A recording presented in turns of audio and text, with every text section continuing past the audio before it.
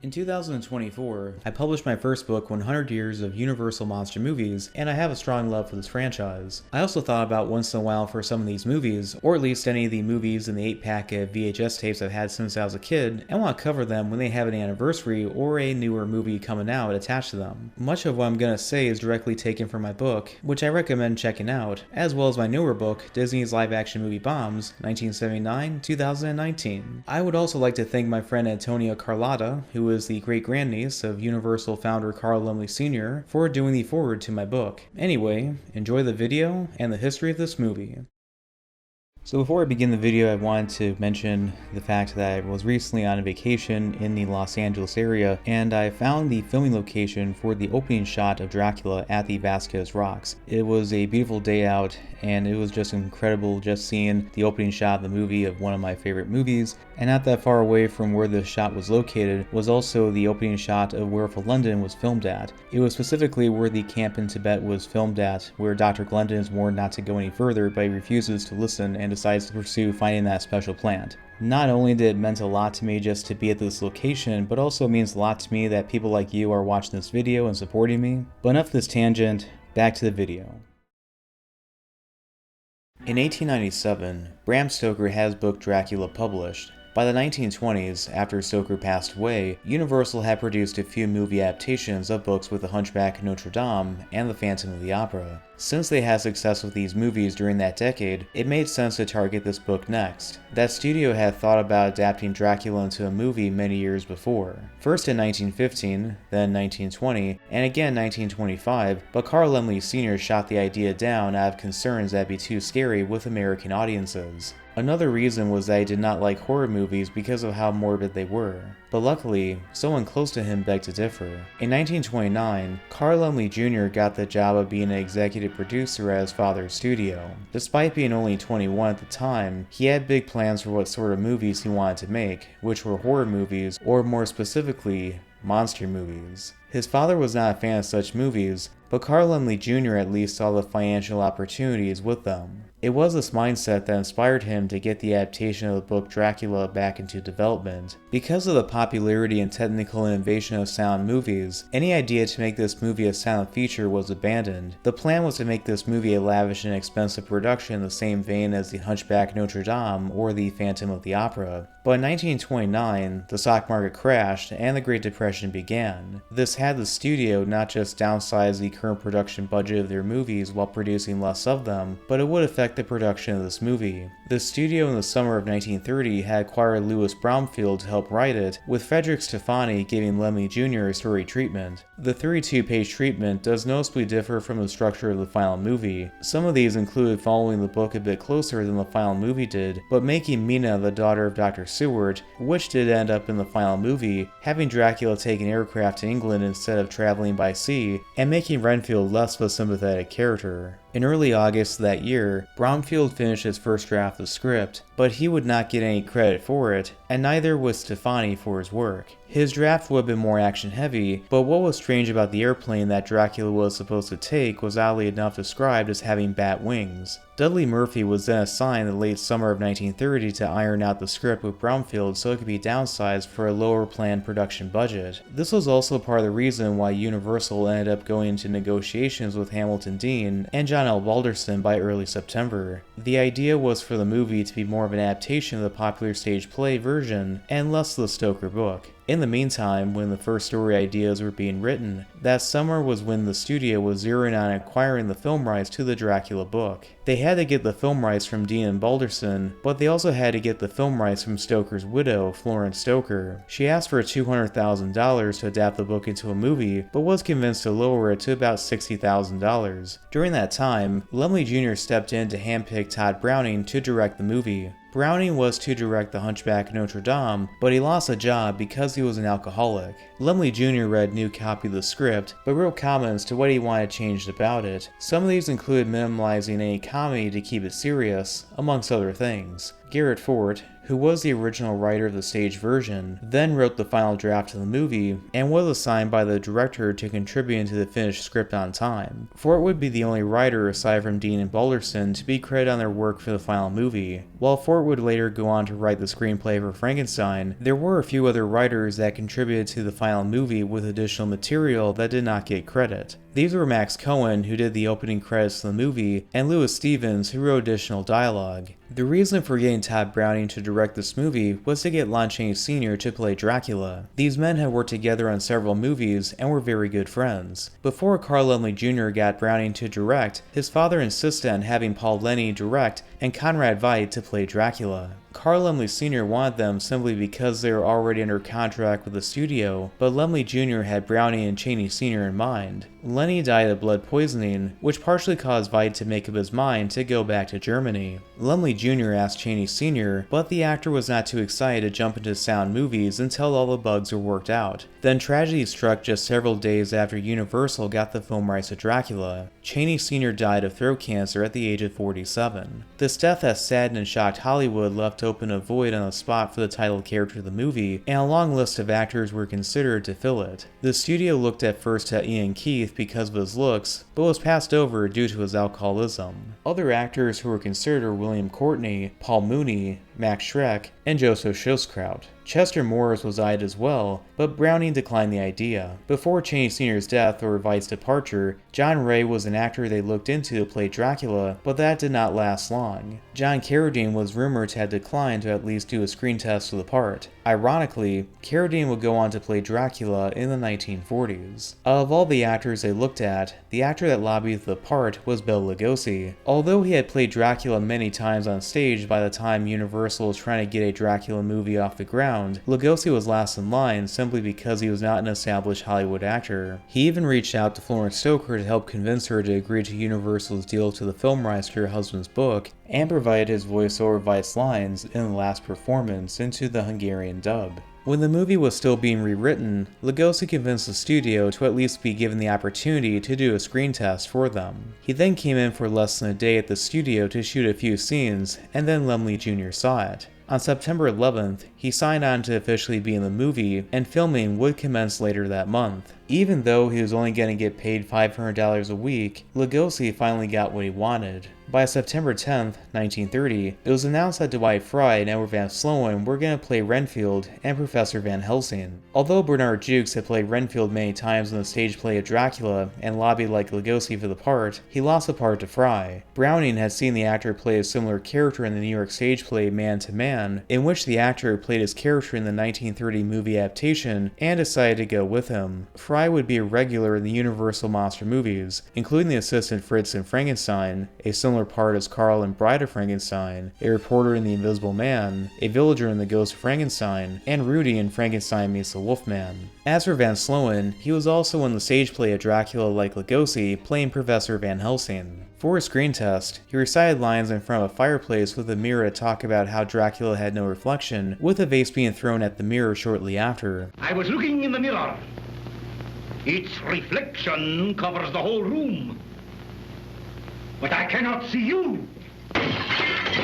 This test was never meant to be in the movie, but was featured in some of its trailers. Van Sloan would play similar characters in Frankenstein as Dr. Waldman, and later in The Mummy as Dr. Moeller, while also coming back to play his Dracula character in Dracula's Daughter, but he was called Professor Von Helsing instead of Professor Van Helsing. For the part of the main love interest, Mina, Helen Chandler was picked because the director had seen her act in the stage play Silent House, but she was under contract with Warner Brothers at the time, so Universal had to pay the studio to borrow her for the production of this movie. For the part of John Harker, Luce Ayres was offered at first, but he turned it down because he was still under contract with 20th Century Fox. Then they looked to the much older Robert Ames, but due to the actor going through a messy divorce around that time, and his ex-wife accusing him of being an alcoholic, the studio walked away from being connected to that drama. Their third and final pick was David Manners, but like Chandler, they had to make a deal with Warner Brothers to borrow him and pay him $2,000 a week, which was far more than what Lugosi was getting for top billing. Manners would join Van Sloan in The Mummy as Frank Wemple. The on-screen chemistry between these actors would end up being very good, especially between Manners and Chandler. The longest surviving surviving cast member of this movie would be Carla Lumley, who would speak the first line spoken in this movie and any horror movie in sound.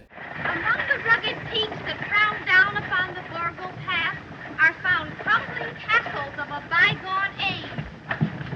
While her real name was Rebecca Beth Lumley, she decided to change her first name to Carla to honor her uncle, and was previously the prima ballerina in The Phantom of the Opera. Filming on Dracula began September 29, 1930, and finished November 15th of that year, with additional footage being filmed on December 13th, 1930, and then the following year on January 2nd. The reshoots were scenes inside Stewart's office and Dracula's chambers. Unlike many movie productions of this day, or at least movies after the fact, it was mostly shot in sequence. The production budget was set at $355,050 on a 36-day shooting schedule. The movie begins with various passengers riding a bouncy coach in the Transylvanian countryside. They stop by a local inn as evening is fast approaching, but a real estate man named Renfield, played by Dwight Fry, wishes to keep going on his journey. The local innkeeper, played by Michael Viseroff, asks him why he can't wait until morning, and tells him that he must meet a coach that his client Count Dracula is providing at the Borgo Pass that night. Concerned for the man's safety, he tries to warn Renfield that the Count and his wives are vampires, but Renfield does not believe him. Before he leaves, the innkeeper's wife, played by Barbara Bozoki, gives him a necklace with a cross for protection. For this scene to emphasize that it was getting dark out, the director wanted the scene to take place in the afternoon so the shadows would stand out more. The scene at the end was filmed on location at the countryside-like location on Universal's property, which was not too far away from where the windmill set would be built for Frankenstein, and the big cross in the distance and other pieces of wood that would be used to build the inn were reused props from the Hunchback of Notre Dame. The actor who plays the innkeeper in the scene would later play an uncredited part in Invisible Agent.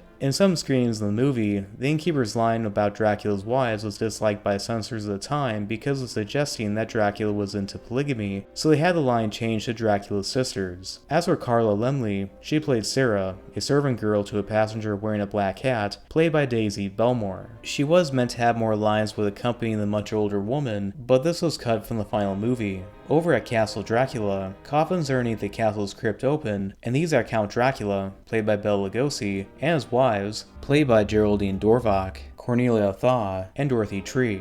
The shots of Castle Dracula and the Transylvanian countryside in the first opening shot of the movie were glass shots. Carl Laemmle Jr. suggested on using sets and recycled footage from the Phantom of the Opera for the columns and catacombs shot inside Castle Dracula. It is debatable if these sets were reused or not. The gradual camera push towards Dracula's reveal in this movie, and many of the great technical shots was owed much to a cinematographer, Karl Freund. Dracula was an early American movie he worked on, and he was hired by the studio thanks to Carl Laemmle Sr., who favored his German roots. Freund would later make a similar monster movie for the studio with The Mummy. Renfield makes it to the Borgo Pass at night, but the driver tosses his luggage to the side of the road and drives away in a hurry. Shortly after, Dracula takes Renfield's luggage and he enters the coach. He rides away to the castle very quickly, but Renfield protests his rough ride. But when he sticks his head out, he is surprised to see the driver is missing and a bat guiding the horses to the castle. The Borgo Pass area was filmed on the west side of the studio's lot. The countryside leading up to Castle Dracula was shot at the Velasquez Rocks near Los Angeles, California. The shot of Dracula's horse-like coach was meant to look as if it was sped up footage to make it look supernatural, but Laemmle Jr. begged to differ. He was also unsure about spending money on new sets for the movie in terms of budget concerns, but sets for Castle Dracula were made for the movie. The miniature of the castle was done by William Davison, who oversaw the construction of the model that was 5 feet tall. There was an exterior set for the castle's courtyard that was built, but never used in the movie. Renfield then enters the castle and looks around, to where Dracula walks down the steps to greet him. After Dracula compliments the howling of wolves in the distance, Renfield is surprised to see his client face to a big spider web up the staircase. He then uses his cane to cut through it and walks through. The Great Hall entrance was filmed in Soundstage 12, with the aid of a glass shot to make it more impressive and more massive. The soundstage went all the way to the roof of the inside of the building, complete with a staircase with a spider web that was 18 feet wide. The soundstage would later be used in Frankenstein for the laboratory and the forest scenes in The Wolfman. He leads Renfield to a bedroom with a lit fireplace to discuss the purchase of the property of Carfax Abbey. Renfield accidentally cuts himself while going through documents, and Dracula is hypnotized by the sight of blood. But as he inspects his injury, the cross of what he was given earlier drops down and fends off Dracula to where Renfield is not the wiser to Dracula's true reaction. After giving Renfield some wine, he leaves the room. But Renfield gets dizzy, and he faints due to Dracula as a bat hypnotizing him. Dracula's wives enter to try to drink Renfield's blood, but Dracula shoos them away so he can drink his blood and make him a servant. The bedroom set was also as big as the hall-like entrance set. While the Spanish version would show off more of the size of the set, Todd Browning, the director of the movie, ordered the actors to not have any of their lines spoken near the fireplace because the crackling sound was too distracting for the dialogue. According to studio publicity, this scene had to be delayed for hours at considerable expense until the loud crackling of the fire logs died down. Originally, Dracula was not supposed to be seen leaning down towards Renfield, but instead, it was supposed to be his wives who did this in a close-up shot of them ripping his shirt open and biting his neck. This was considered too violent by Laemmle Jr. and changed to Dracula kneeling down to Renfield. A similar scene of Dracula's wives feeding on Renfield would make it to the Spanish version. But even the moment of Dracula drinking Renfield's blood was debated with some of the higher-ups of the studio and concerns that it could give audiences the wrong impression that Dracula was into men. They left it in, virtually no audience member thought this, and the concern was exaggerated. Ha! Gay! There was a deleted scene in which Dracula is seen loading boxes of his native soil onto a transportation carriage to take to England, but it was cut. You may have noticed a continuity jump as Renfield's valise suddenly leapt from Dracula's hands flat onto the table. For some reason, Dracula's inquiry as to whether Renfield has destroyed all his correspondence has been cut, resulting in an abrupt edit. Another line, cut from an earlier script, would have revealed Renfield as the sole proprietor of his real estate practice, and therefore unlikely to be missed in the event of his disappearance. On a ship bound for England, Renfield talks to his master, while the crew tries to keep the ship together during a ferocious storm. Dracula then sees the crew, and the next scene shows that the whole crew died. The ship scenes were a combination of a miniature of the ship, new footage of Lugosi and Fry, and recycling footage from Universal's The Stormbreaker. The script described Dracula in detail by attacking the crewmen and the terror they had of the vampire, but it was not filmed. When the ship arrives in port in England, the people there are baffled at the sight of the whole crew dead. They then discover a crazed Renfield inside the ship, and the local newspaper reports on the dead ship while discussing what happened to Renfield. Laemmle Jr. insisted on additional dialogue to explain that the whole crew had been killed since their deaths were off screen. He also suggested getting rid of any detail of the ship's captain holding a crucifix, since it would not explain how Dracula was able to kill him if he had such a strong defense against a vampire. He was also not fond of showing a moment of Renfield being inside the ship with a lump of sugar and eating the flies that landed on it. The harbor master, heard but not seen, was the director of the movie. Here now, get back. Nobody goes aboard this here boat with your party. Captain dead, tied to the wheel.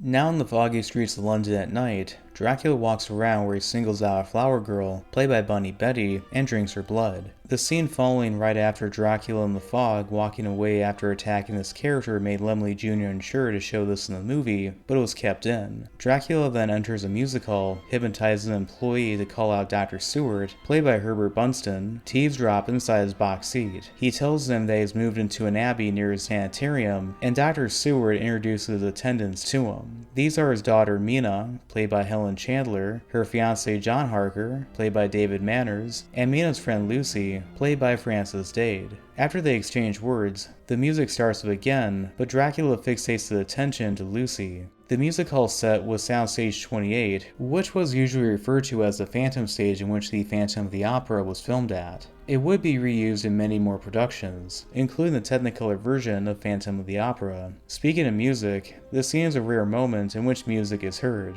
In the early days of sound movies, it was debated where music should be played in a movie without showing any musical instruments being performed on screen. Heinz Rumhild, who did the music for the Phantom of the Opera, was assigned to work on the music for the opening credits. While it is not certain why he chose the main theme to Swan Lake by Piotr Ilyich Stravinsky, it was a common song in Universal's mystery movies around that time. Dracula's memorable line during the scene was thought to be too morbid by Laemmle Jr., but it was kept in. There are far worse things waiting man than death. Later that night, Mina and Lucy go to bed. Dracula walks outside on the sidewalk, and while Lucy reads a book, Dracula flies into her bedroom as a bat and hypnotizes her to go to sleep. After transforming off-screen, Dracula then creeps towards her to drink her blood. The script described Dracula displaying his fangs in his mouth when he nears Lucy's neck, as well as in other scenes, but Lemley Jr. knew that there was no way this would go over well with the censors, so he changed it to not have Dracula show his fangs. In a draft of the script, Lucy's occupation was being a harp player. Dracula later shows up to her place to see her playing the harp, to where he would feed on her blood, but this was changed to make her character simpler to save on filming days. Fans of these movies will notice a familiar prop near Lucy's bedside, which is a lamp of Little Women with skirts around it. This would be seen in Elizabeth's dressing room where she would get scared by the monster in Frankenstein, and it would be visible in The Mummy. While Dr. Stewart and the other doctors failed to save Lucy, while observing the same neck marks that are also on the other victims, over in Dr. Stewart's sanitarium, Renfield's upset that the sanitarium worker named Martin, played by Charles K. Gerard, but credited as Charles Gerard, for tossing out a spider. He explains to him that he prefers spiders to flies now, but Martin replies, You do, ya loony. The word loony was not liked by Lemley Jr., and he wanted the word removed from the script, but again, it was left in the movie. Poor, puny things. Who wants to eat flies? You do, ya loony. Professor Van Helsing, played by Edward Van Sloan, enters into the fray and concludes that they were dealing with a vampire. While Dr. Stewart is skeptical about this claim, he has Renfield come into a meeting room, and Professor Van Helsing harasses him with a wolfbane plan to prove his point. In real life, Van Sloan and Fry were good friends, and Van Sloan would have him over his house frequently over the years with his family. The dialogue between Professor Van Helsing and Renfield was supposed to be longer in the scene, including Renfield mentioning that he graduated in 1927, and it was to cut to Mina still mourning the death of Lucy with John, but these did not make it to the final film. After he goes back to his cell at night, Dracula appears outside his window, and through his eyes, he communicates with him that he'll target Mina next. He does so that night, and drinks some of her blood. A strange thing that appears in this movie are the pieces of cardboard and lamps inside the rooms of Lucy and Mina. It was mainly there to control the lighting in the scene, and the script described the objects to control the lighting near the bed of Mina. In relation to this aspect, when Dracula arrives in Mina's room for the first time, the shot of him lowering his cape has him looking away to the open door of a shadow being visible for a split second. This was meant to be tied into a much later scene where he hypnotizes a nurse to remove the wolfsbane from Mina so he could take her. Professor Van Helsing is over at Dr. Stewart's home where he inspects Mina's neck to find puncture marks. John is concerned for her health, and she does not feel well. This actress could relate to the health issues with her character she was playing. At the time they were filming the movie, she was suffering abdominal pain due to a chronic appendix, and decided on waiting to go through an operation until filming on the movie was finished. Dracula appears to assure the men that Mina's bad dreams are from his native stories, and she should not worry. But as John opens his cigarette box, the mirror inside the lid reveals to Professor Van Helsing that Dracula has no reflection. After Mina leaves the room, Professor Van Helsing shows Dracula the box, and Dracula angrily smashes it. After cooling himself to explain away, Dracula leaves. Van Sloan did not like how the mirror was small, and thought it should have been a much bigger mirror on display, like it was in the stage play version he was in. In an early draft of the script by Louis Bromfield, he created a new character named Mrs. Triplet. This character that was intended for pure comic relief had a part in the story as the owner of Carfax Abbey, and was intended to be played by Alison Skipworth. It was Bromfield's idea for a character during a game of cards. Someone notices that Dracula has no reflection in Mrs. Triplet's mirror when she is powdering her nose. Shortly after this moment, John sees what appears to be a big dog running away, but Professor Van Helsing tells him that it is Dracula who's turned to a wolf, and that Dracula is a vampire. While characters in this movie describe Dracula turning into a wolf, audiences never see any footage of a wolf in the movie. It is debatable whether the director decided not to show audiences a wolf because he was behind schedule, or if it was left out due to budgetary concerns. As both John and Dr. Stewart are skeptical of this, Mina walks outside to go to Dracula as he opens his cape for her to enter. Renfield shows up around this time to eavesdrop.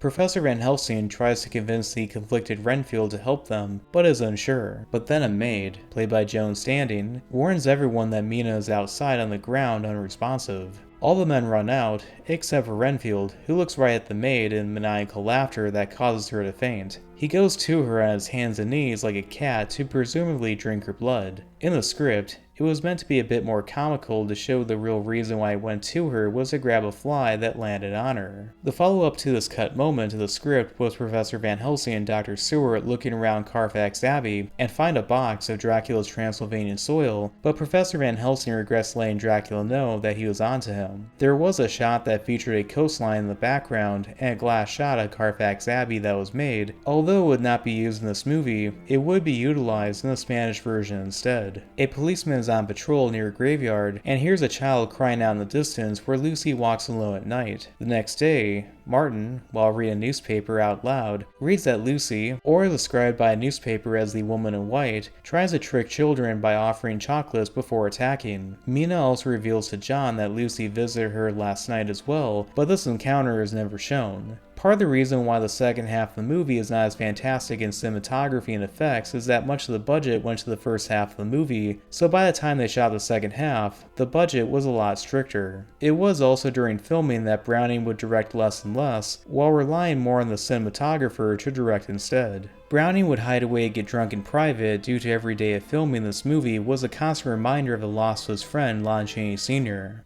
There is some controversy about the degree of director Todd Browning's control over the film. Cast member David Manners told me personally that Browning directed none of his scenes, that the production was very disorganized, and that his only direction came from cameraman Carl Freund. As John argues with Professor Van Helsing on what to do, Renfield gets loose and enters uninvited. Dr. Seward calls Martin on the phone to get Renfield, and Martin assures him that he'll be right over. Shortly after Renfield gives a monologue about rats and his master's promise, all the men leave the room, except for Professor Van Helsing, who is called out by Dracula, who appears from outside the door. Dracula then tries to hypnotize this man to come to him so he can drink his blood, but Professor Van Helsing resists and fends off the vampire with a cross. Similar to the clashing between these characters, Lugosi did not get along with makeup artist Jack Pierce during this movie. The reason why was that Pierce wanted to put fangs on him with his hairline to have a widow's peak, but Lugosi and the higher-ups of the studio refused, and Lugosi wanted to do the makeup himself. In between scenes, Lugosi would look at himself in the mirror to check his makeup, and kept telling himself he was Dracula to stay in character. He was so dedicated to his acting that he was not talkative to his co-stars, and came off as cold. While he did wear somewhat of a hairpiece with a hint of a widow's peak, he would wear grease paint that was bluish and green color to look pale on film. Mina tries to seduce John outside the balcony while Dracula's bat flies by. The bat seen in this movie was a small prop on wires, with brown hair on top and black beady eyes in the face. Mina tries to attack John, but Professor Van Helsing saves him by showing her the cross. She then comes clean to John to imply that she drank Dracula's blood, but Martin shoots his gun at the bat, and Professor Van Helsing tells him that the bullets will not work. Martin thinks that the professor is crazy and has his doubts about the maid, but her response spooks him where he backs away slowly. There is a nurse character named Briggs, played by Moon Carroll, who had more dialogue in the script, but her scenes were cut down. Dracula eventually comes back to hypnotize this nurse to remove anything that could harm him, and to open the door so he can take Mina away. While this happens, Professor Van Helsing takes John with him to Carfax Abbey to find the vampire. Renfield arrives inside Carfax Abbey, but accidentally leads these men to his master. Renfield begs for mercy, but Dracula kills him by strangling him and throwing him down the stairs. The movie was supposed to have Professor Van Helsing and Dr. Seward entering Carfax Abbey to see it empty and finding a note from Renfield that they had gone back to Transylvania. It was changed to have the climax in Carfax Abbey for budgetary reasons. There was a deleted scene in which Professor Van Helsing plunges a stake through Renfield's heart to save the man's soul, but it would affect the pacing of the climactic scene. As for the cinematography in the staircase, a Broadway crane was used in the scene of Dracula killing Renfield. Dracula then makes a run for it with Mina in his arms while daylight starts to break. Professor Van Helsing and John enter the crypt and find a box of Dracula asleep inside. While John looks around for Mina, Professor Van Helsing kills Dracula by driving a piece of wood broken from a box through the vampire's heart. Now with Mina freed from Dracula's influence, the movie ends with Professor Van Helsing choosing to stay behind to finish up, while John walks with his bride-to-be up the stairs. The sound of Dracula's death moan was lowered in many releases due to it sounding too gruesome for audiences, even for an off-screen death. Renfield's death was also censored in some re-releases. All that blood on my hands! All that blood on my hands! Some versions on home video included these censored, while others had this uncensored.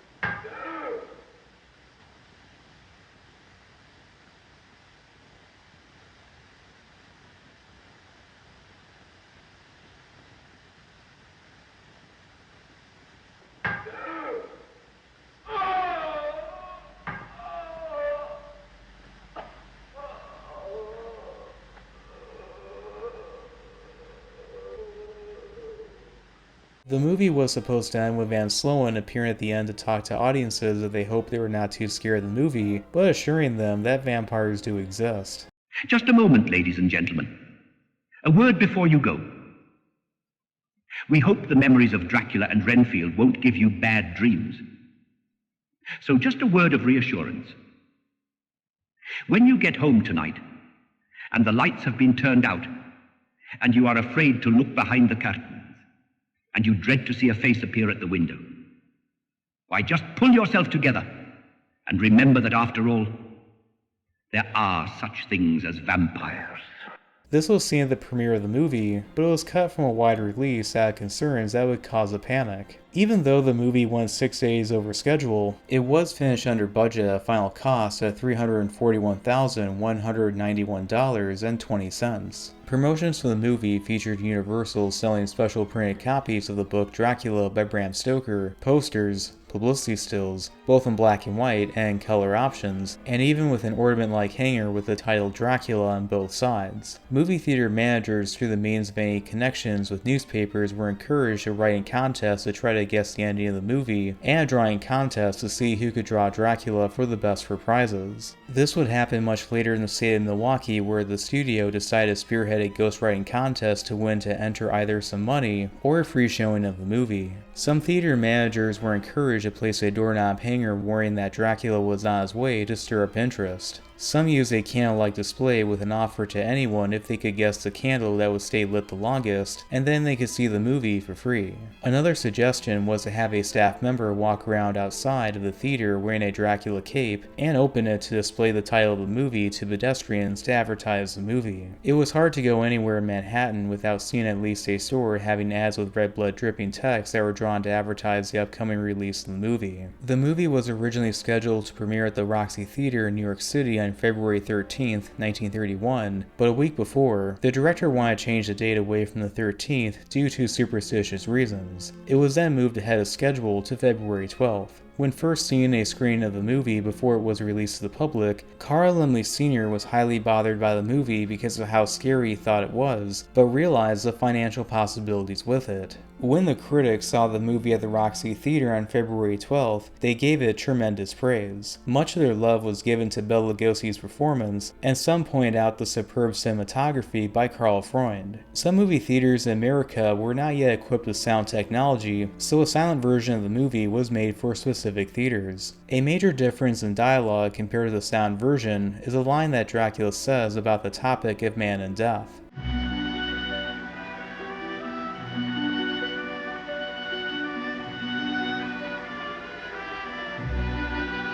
The Roxy Theater played the movie for 8 days, and it did well financially with making $112,000. It wasn't until March that the movie would get a wide release in many more states where it would make a lot more money. But at a movie theater in New Haven, Connecticut, some college students at Yale University decided to get their hands on some bats. They smuggled the animals into the auditorium in which the movie was screened in, and they released them. This could have started a big panic, but luckily it did not. In fact, the rest of the people in attendance assumed that it was a stunt and thanked management. The RKO Theater in Detroit, Michigan would charge children the same as adults due to the mature content of the movie, but other movie theaters owned by RKO that screened the movie helped to promote the movie by having its worker at the box office dressed as Dracula, the workers wearing masks and ushers giving moviegoers some wolfbane when it was over. In Carl Laemmle Jr.'s hometown Chicago, Illinois, it opened on March 21st, 1931. It brought in $30,800 in its first week, and in its second week it only dropped to $20,800. By the time the movie was released in the Los Angeles area, Universal did not give it much publicity due to it going through a production shutdown to save on money during the Great Depression. Across the country, various movie theater managers did various stunts to help publicize the movie in elaborate ways.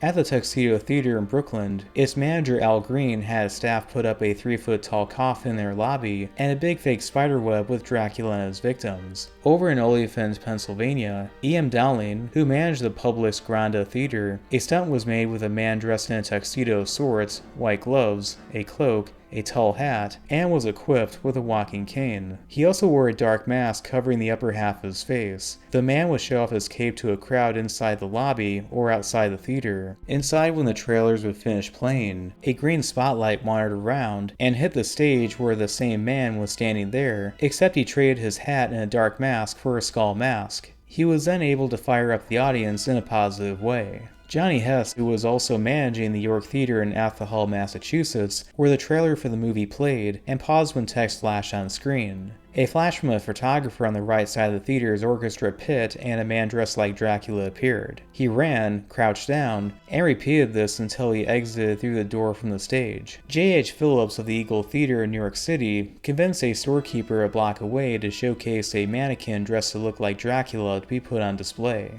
Outside of America, the movie did very well financially. At the Palace Theatre in Montreal, Canada, a woman's head in the lobby as a stunt was on display, with local policemen to handle spectators. This morbid stunt would cause the movie to make $14,000 there. But over in the United Kingdom, specifically in England, the British Board of Film Classification had decided to approve the movie to screen in their country, but the studio was a step ahead of them where they trimmed about 7 minutes of footage before the BBFC could even review it. That did not turn away moviegoers in London who came in droves to see it. People waited to see it when it would reach max capacity, and hundreds waited for the next showing. The European release of the movie had an additional pre-existing but classical music to add to the soundtrackless movie. Dracula made a good $700,000 in its original theatrical release, and by 1936, it would make a worldwide gross of $1,012,189.42. This movie was a gamble that Laemmle Jr. made, and it paid off handsomely. It would also make it obvious that horror movies were the way to go for the studio. But as for the lead actor of the movie, Lugosi would end up getting typecast in movies for the rest of his life, and try to avoid playing Dracula in a movie for as long as possible. While he almost played the character again in the early stage developments of Dracula's Daughter, he would eventually play Dracula again in Abbott and Costello Meet Frankenstein. In between these movies, Lugosi would play Igor in some of the later Frankenstein movies, Bela the Gypsy and the Wolfman, and the monster in Frankenstein Meets the Wolfman. Some of the cast members did not have favorable things to say about the movie years after the release. Helen Chandler felt that the movie would cast an unfavorable shadow upon her acting career, Edward Van Sloan thought that the movie was overrated and overwritten, and David Manners refused to watch the movie himself. The movie was re-released many times over the decades in theaters, and sold very well on home video. In 1999, Universal decided to release a special edition of the movie with a newly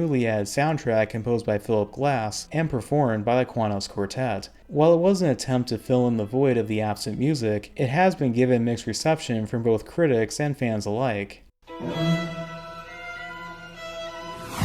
Look for a special edition of Dracula. While the movie was released on Blu-ray, it included a French dubbed track that contained music from the French release from decades prior that contained stock music.